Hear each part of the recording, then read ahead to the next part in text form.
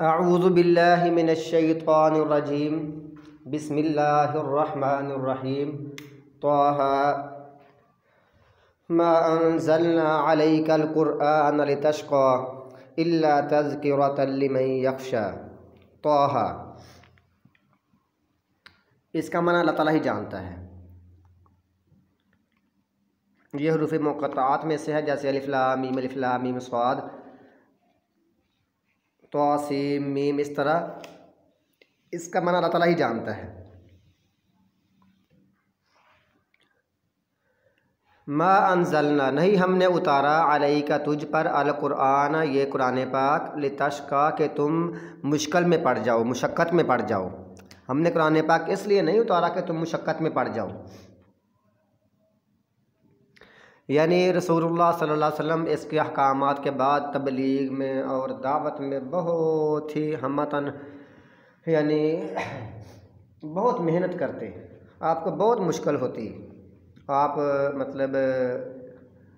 یہی کہتے ہیں کہ سب لوگ کلمہ پڑھ لیں، سب لوگ مسلمان ہو جائیں، سب لوگ جہنم سے بچ جائیں۔ اور یہ آپ رسول اللہ صلی اللہ علیہ وسلم اس پر آپ بہت خواہش رکھتے تھے، اس پر بہت حریص تھے، لیکن لوگ کلمہ نہیں پڑھتے تھے، آپ کے لیے بہت مشکل بنتی تھی، حتیٰ کہ اللہ تعالیٰ فرماتا ہے ایسا نہ ہو کہ کہیں آپ کو ہلاک ہی کر لیں کہ یہ ایمان کیوں نہیں لا رہے ہیں۔ یعنی اتنی ٹینشن نہیں لینی، ٹینشن ہونی چاہیے لوگوں کو دعوت دینے کے لیے، اتنی ٹینشن کہ بندہ اپنے آپ کو تباہ کر لے، ہلاک کر لے، اتنے نہیں ہونی چاہیے۔ اللہ تعالیٰ فرماتا ہے اتنی ہم نے نہیں اتارا کہ تم مشقت اور مصیبت میں پڑ جاؤ، اس لیے ہم نے نہیں اتارا۔ الا مگر تذکرۃ لمن یخشی، یہ نصیحت ہے اس شخص کے لیے جو ڈرتا ہے۔ تنزیلا ممن خلق الارض والسماوات العلی، نازل کردہ ہے اس ذات کی طرف سے جس نے پیدا کیا زمین کو، والسماوات العلی اور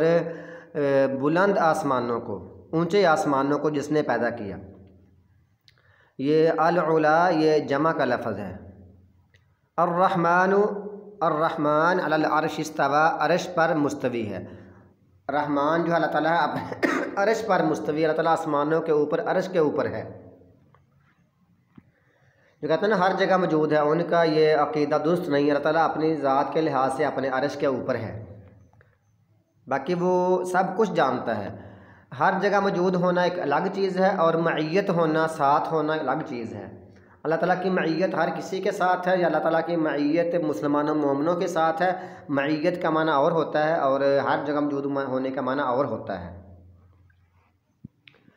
معیت کے کئی معنی ہو سکتے ہیں، جیسے چاند اور ستارے اور سورج ہمارے ساتھ ہے، لیکن دور بھی ہے اور ساتھ بھی ہے۔ اس لحاظ سے اللہ تعالیٰ اپنے ذات کے لحاظ سے عرش کے اوپر ہے، اور معیت کے حساب سے اللہ تعالیٰ جیسے شان کے لائق ہے ویسے ہے۔ یا معیت کا معنی علم اور قدرت بھی ہو سکتا ہے، لیکن ہر جگہ پر موجود ہونا یہ کسی جگہ پر بھی ثابت نہیں ہے۔ لہو ما فی السماوات و ما فی الارض، اسی کا ہے جو بھی آسمانوں میں ہے اور جو بھی زمین میں ہے، سب اسی کا ہے، وہ اسی کا، یعنی اشارہ اس طرف ہے۔ لہو غائب کا یہ ضمیر بعید کے لیے ہے، ہو اس کا ہے جو کچھ بھی آسمانوں میں ہے اور جو بھی زمین میں ہے۔ وما بینہما، اور جو ان دونوں کے درمیان ہے سب اسی کا ہے۔ وما تحت الثری، اور جو گیلی مٹی کے نیچے ہے سب اس کا ہے۔ نیچے گیلی مٹی ہے نا، اس کے نیچے جو کچھ بھی سب اسی کا ہے۔ وَإِن تَجْهَرْ، اور اگر تم اونچی بالقول بات کرو گے، اگر تم بات کو اونچی کرو گے، فَإِنَّهُ، پس بے شک وہ تو، يَعْلَمُ السِّرَّ، وہ جانتا ہے پوشیدہ کو بھی، وَأَخْفَى، اور جو اس سے بھی پوشیدہ ہے، وہ چھپی ہوئی بات کو بھی جانتا ہے، اور جو اس سے پوشیدہ ہے اس کو بھی جانتا ہے۔ یعنی اونچی بات تو جانتا ہی جانتا ہے نا، وہ تو پوشیدہ اور اس سے بھی چھپی ہوئی ہے اس کو بھی جانتا ہے۔ اللہ لا الہ الا ہو، وہ اللہ جس کے علاوہ کوئی سچا الہ نہیں ہے۔ لا الہ، کوئی سچا الہ نہیں ہے مگر وہی۔ جھوٹے تو بھائی بڑے بنے پھرتے ہیں، لیکن سچا الہ وہی ہے۔ لہ الاسماء الحسنی، اس کے بہت ہی اچھے اچھے نام ہیں۔ وَهَلْ أَتَاكَ حَدِيثُ مُوسَىٰ، اسی کے سب اچھے نام ہیں، سب اچھے نام اسی کے ہیں۔ اب اس بارے میں جو مشہور ہے، یہ ویڈیو میں اور ہر جگہ پر لوگ پڑھتے ہیں، آڈیو ویڈیو ہے، کتابوں میں چھپے ہوئی ہیں، یعنی کہ چھوٹی چھوٹی کتابوں میں، تو یہ کہتے ہیں اللہ تعالیٰ کی یہ 99 نام ہے، حالانکہ وہ روایت صحیح نہیں ہے، وہ ضعیف ہے، وہ مطلب قابل حجت نہیں ہے وہ۔ لیکن قرآن و حدیث سے کئی جگہ سے اللہ تعالیٰ کے کئی نام سامنے آتے ہیں، صحیح حدیث سے قرآن پاک کی آیات سے اللہ تعالیٰ کے بہت سارے نام ہیں، جن میں سے کوئی 99 نام یاد کر لے تو وہ یاد کر لے، گند لے، حفظ کر لے، اس کو شمار کر لے اور اس کا صحیح فہم، اس کے مطابق عقیدہ رکھے، اس کی صحیح سمجھ رکھے تو وہ بندہ جنت میں داخل ہو جائے گا۔ دیکھیے یہ جو مشہور ہے نا یہ روایت صحیح نہیں ہے۔ اور دوسرا کچھ لوگوں نے رسول اللہ صلی اللہ علیہ وسلم کے بھی 99 نام بنا لیے ہیں اللہ تعالیٰ کے مقابلے میں، اللہ تعالیٰ کے برابر، تو یہ تو بالکل ہی جھوٹی بات ہے نا، غلط ہے، ایسا کچھ بھی نہیں ہے۔ وَهَلْ أَتَاكَ اور کیا آ چکی ہے تیرے پاس حدیث موسیٰ علیہ السلام کی خبر، اِذْ رَأَىٰ نَارًا جب انہوں نے آگ دیکھی، اِذ مانا جب اور آگ مانا دیکھا، نارن آگ کو، جب انہوں نے آگ دیکھی تو کیا آپ کے پاس موسیٰ علیہ السلام کی وہ خبر آئی جب انہوں نے آگ دیکھی؟ اصل میں یہ جو سوالیہ ہے نا یہ سوالیہ سٹائل ہے، استفہام ہے، تو یہاں مطلب سوال کرنا نہیں تھا، مطلب یہاں ہے جوش، مطلب شوق دلانا، تاکہ بندہ غور سے سنے کہ کون سی وہ خبر تھی جس کے بارے میں یعنی سوالیہ سٹائل سے بیان ہوا ہے۔ جب انہوں نے موسیٰ علیہ السلام کی وہ خبر پہنچی جب انہوں نے آگ دیکھی، پتہ نہیں آگ میں کیا ہوا، تو اس کے بعد ظاہر ہے کہ رسول اللہ صلی اللہ علیہ وسلم کو مکہ مکرمہ میں جو حالات تھے، جو موسیٰ علیہ السلام کے ساتھ جو اس کے بعد نعمتیں آئیں، وہی مشکلات پہلے نبی صلی اللہ علیہ وسلم کے ساتھ تھیں، اور وہی پھر بعد میں جو نعمتیں اور بہت کچھ نبی صلی اللہ علیہ وسلم کے ساتھ بھی مشرکین مکہ نے کیا، موسیٰ علیہ السلام کے ساتھ انہوں نے کیا، بنی اسرائیل نے بھی اور فرعون کی قوم کی قبطی لوگوں نے بھی، تو دونوں کا یہ رسول اللہ صلی اللہ علیہ وسلم کو تسلی کے لیے ہے کہ تب بھی ایسے ہوا تھا۔ فقالا تو انہوں نے کہا لِأَهْلِهِ اپنے گھر والوں کو، اپنے اہل کو کہا امکثوا ٹھہر جاؤ، انی بشک میں نے آنستو میں نے دیکھی ہے، نارن ایک آگ، میں نے ایک آگ دیکھی ہے، لعلی آتیکم منہا شاید کہ میں لے آؤں تمہارے پاس اس میں سے بقابسن کوئی انگارہ،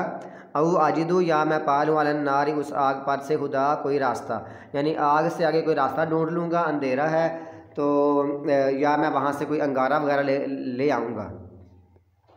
فلما پس جب وہ اتاہا آئے اس کے پاس، نودیا پکارا گیا، یا موسیٰ اے موسیٰ، انی انا ربک بشک میں تیرا رب ہوں، بشک میں ہی تیرا رب ہوں، فخلع نعلیک پس تو اتار دے اپنے جوتے، نعلین کا معنی جوتے، پس تو اپنے جوتے اتار دے، انک بالوادی المقدس طویٰ بشک تو بالوادی المقدس طویٰ ایک مقدس وادی طویٰ میں ہے، بشک تو پاک وادی طویٰ میں ہے۔ تو یہاں سے یہاں موسیٰ علیہ السلام کو اللہ تعالیٰ کی طرف سے وحی آئی کہ اپنے جوتے اتار دے، بشک میں تیرا رب ہوں۔ اور آواز کہاں سے آئی؟ یہ دوسری صورت میں آگے آئے گا کہ یہ آواز وہ درخت کے اندر سے آئی تھی، ان کو جب آواز درخت کے اندر سے آئی تھی اللہ تعالیٰ نے یہ فرمایا تھا کہ انی انا ربک فخلع نعلیک انک بالوادی المقدس طویٰ۔ تو اب یہاں سے لوگ سمجھتے ہیں کہ پتہ نہیں یہ نماز پڑھنا جوتے پہن کر جائز نہیں ہے، حالانکہ ایسا نہیں ہے، جوتے پاک ہوں تو بندہ نماز پڑھ سکتا ہے، اس میں بارے میں احادیث ہیں، تو یعنی جوتے پڑھ کر بھی نماز پڑھ سکتا ہے، جوتے اتار کر بھی پڑھ سکتا ہے۔ کچھ لوگ سمجھتے ہیں کہ جوتے پہن کر نہیں پڑھنی، اتار کر نہیں پڑھنی، اور کچھ کہتے ہیں کہ نہیں اتار کر تو ہی پڑھنی ہے، جوتے پہن کر نہیں پڑھ سکتے، ایسا نہیں ہے، دونوں طرح کی حدیث موجود ہیں۔ وَأَنَا اخْتَرْتُكَ اور میں نے تجھ کو چن لیا ہے، فَاسْتَمِعْ پس غور سے سن، لِمَا یوحیٰ اس کو جو وحی کی جاتی ہے، جو وحی کی جاتی ہے اس کو غور سے سن۔ اور وہی سب سے پہلے اننی انا اللہ بشک میں اللہ ہوں، لا الہ الا انا کوئی سچا معبود نہیں ہے مگر میں ہی ہوں، فاعبدنی پاس تو عبادت کاری میری، واقیم الصلاۃ لذکری اور نماز پڑھ، نماز قائم کر، لذکری میرے ذکر کے لیے، میری یاد کے لیے نماز پڑھ۔ تو اب یہ پیغام ہے، سب سے پہلا پیغام ہر نبی کو یہی ہوا کہ اننی انا اللہ لا الہ الا انا، یعنی اللہ تعالیٰ کی جو اللہ تعالیٰ الہ ہے، سچا معبود ہے، توحید الوہیت ہے، یہ سب انبیاء لے کر آئے تھے، ورنہ اکثر لوگ وہ توحید ربوبیت کو مانتے تھے کہ اللہ تعالیٰ رب ہے، مالک ہے، خالق ہے، رازق ہے، یہ سب مانتے تھے، لیکن جو الہ تھا تب وہ نہیں مانتے تھے، کہتے الہ اللہ اکیلا نہیں ہو سکتا۔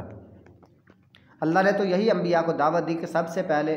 سمجھایا کہ لوگوں کو یہ پیغام دینا ہے کہ سچا معبود بھی میں ہی ہوں، ساری عبادتیں اللہ تعالیٰ کے لیے ہیں، اور عبادت ہوتی کیا ہے کہ نہایت عاجزی کے ساتھ اور نہایت تعظیم کے ساتھ اور نہایت درجہ محبت کے ساتھ کسی کے سامنے جھک جانا، یہ ہے عبادت۔ پھر عبادت میں ساتھ پہلے عبادت میں ہر چیز آگے، لیکن نماز کا پھر الگ ذکر کر دیا گیا، اننی اللہ لا الہ الا انا فاعبدنی واقم الصلاۃ لذکری، اور نماز کا الگ ذکر ہے کیونکہ نماز اسپیشل ہے،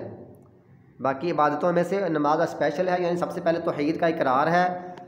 اقرار کے بعد تصدیق، اقرار کے بعد پھر جو اعمال ہیں، اعمال میں سب سے پہلے جو ہے وہ نماز ہے، لہٰذا نماز کا بہت اعلیٰ درجہ ہے، اس میں بہت ساری آیات بھی ہیں، احادیث بھی ہیں، تو چاہیے کہ یہ کہ بندہ توحید اچھی طرح پہلے سمجھ لے، توحید کو سمجھے، ایمان کو سمجھے، اور اس کے بعد پھر نماز قائم کرے۔ ان الساعۃ آتیۃ، اور پھر ایک اور چیز، بے شک قیامت آنے والی ہے، یہ بھی ایک چیز ہے کہ کچھ لوگ اس کا ایک انکار کرتے ہیں۔ تیسری یہ چیز، یہ پیغام ہے، اکاد اخفیہا، قریب ہے کہ میں اس کو مخفی رکھوں گا، یعنی کس دن آئے گی، میں نے چھپایا نہیں، اس کو مخفی رکھوں گا، لتجزا، تاکہ جزا دی جائے، کل نفس، ہر جان کو جزا دی جائے، بما تسعی، اس کی جو اس نے کوشش کی، جو وہ کوشش کرتا ہے اس کے مطابق اس کو جزا دی جائے گی۔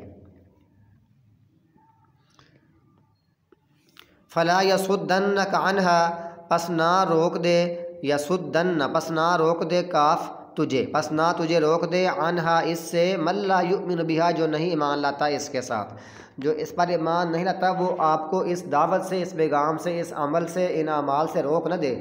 واتبع ہواہ، جس نے اپنی خواہش کی پیروی کی، وہ بندہ جو اللہ پر ایمان نہیں لاتا، اس قیامت پر ایمان نہیں لاتا،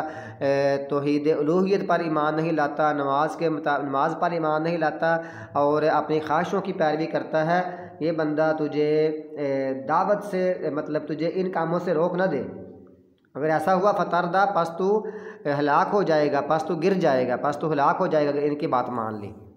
یہ یہاں تک، یعنی یہ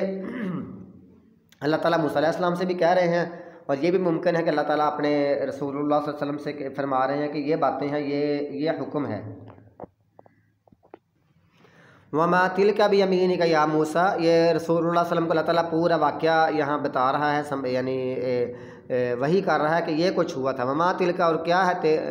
وما تلک، اور یہ کیا ہے تیرے ہاتھ میں، اے موسیٰ، اے موسیٰ تیرے ہاتھ میں کیا ہے، تیرے دائیں ہاتھ میں۔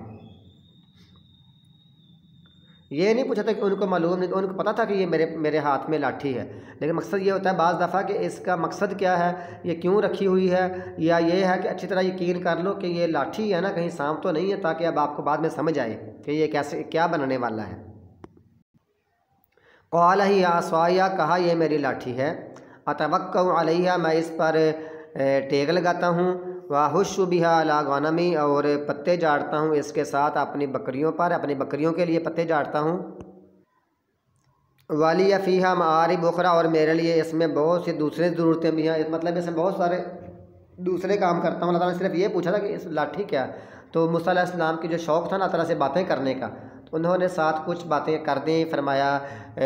قال یا عصایا، یہ تو جواب ہے، اتوکل علیہا واحش بہا، دو باتیں کر دیں، پھر بعد کا مختصر کر دیا کہ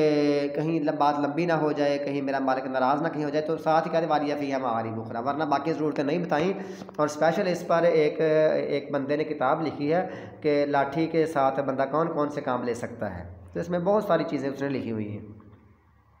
قال، اللہ تعالیٰ نے فرمایا، القیہا، اس کو پھینک دے، یا موسیٰ، اے موسیٰ، فالقاہا، پس اس نے پھینک دیا اس کو، فاذا ہی حیۃ تسعی، پس اچانک ہی وہ سانپ بن گیا، تسعی، دوڑتا ہوا، پس وہ اچانک ہی دوڑتا ہوا سانپ بن گیا تھا۔ قال، اللہ تعالیٰ نے فرمایا، خذھا ولا تخف، پکڑ لو اور نہ تم ڈرو۔ اب اس کے لیے اللہ تعالیٰ نے 3 الفاظ بیان کیے ہیں مختلف قرآن پاک کی مختلف جگہوں پر، کہ وہ ایک جگہ پر یہ ہے، یہ حیۃن، یہ سانپ بن گیا، ایک جگہ پر فرمایا ہے جان ولا مستکبرا کأن لم یسمع، ایک جگہ پر یہ ہے، اور جگہ پر فرمایا ہے ثعبان مبین۔ تو سانپ، حیۃ کا معنی سانپ، جان پتلا، چھڑی جیسا چمکتا ہوا سانپ، پتلا ہو اور چھڑی جیسا ہو، ایک جگہ پر فرمایا بہت بڑا اژدہا، بہت بڑا اژدہا بن گیا۔ تو گویا کہ یہ ترتیب بنی، لاٹھی جیسا پتلا سا بنا، پھر بڑھتے بڑھتے بہت بڑا اژدہا بن گیا چمکتا ہوا۔ موسیٰ علیہ السلام جب بے خوف ہو کر بھاگے، اللہ نے فرمایا خذھا ولا تخف، اس کو پکڑ لو نہ ڈرو۔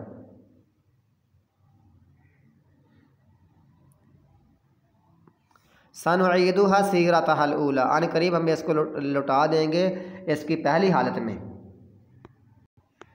یعنی اس بارے میں بہت حکمتیں ہیں کہ جیسے ابراہیم علیہ السلام نے پوچھا تھا نا یا اللہ تو کیسے زندہ کرے گا مردوں کو، اللہ نے کہا خُذْهَا أَرْبَعَةً مِنَ الطَّيْرِ فَصُرْهُنَّ إِلَيْكَ ثُمَّ اجْعَلْ عَلَىٰ كُلِّ جَبَلٍ مِّنْهُنَّ جُزْءًا ثُمَّ ادْعُهُنَّ يَأْتِينَكَ سَعْيًا وَاعْلَمْ أَنَّ اللَّهَ عَزِيزٌ حَكِيمٌ، ایک آیت آتی ہے تیسرے پارے میں، تو یہ علم الیقین کے لیے یہ ہوا۔ تو موسیٰ علیہ السلام نے وہی منظر دیکھ لیا جو ابراہیم علیہ السلام نے دیکھا تھا۔ قریباً ابراہیم علیہ السلام کے واقعات اور معجزے اور ان کا جو مقابلہ ہوا وہ، اور موسیٰ علیہ السلام کا اور رسول اللہ صلی اللہ علیہ وسلم کا، یہ سارے جو معاملے قریباً ملتے جلتے ہی ہیں، یعنی مشکلیں بھی ملتی جلتی ہیں، جو ان پر مصیبتیں آئیں